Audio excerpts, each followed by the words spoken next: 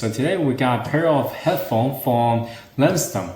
This model is called AirFit Open-Ended Sports Headphones. Do an unboxing and then try it out. The design has some premium feel to it.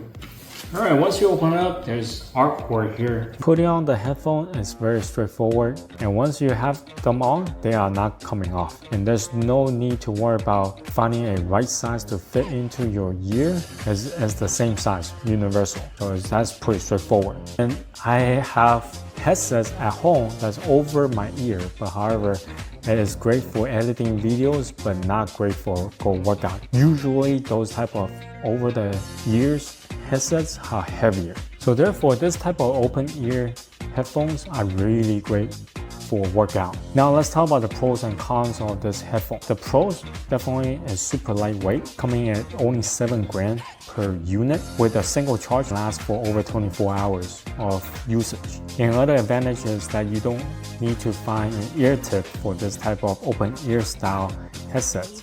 It's really comfortable to wear for a long period of time. It's great in a quiet room to listen to music or podcasts. Anyway, so this is my review of the Langsdom AirFit Sports Headphones. If you have any questions, comment down below. Until next time, bye.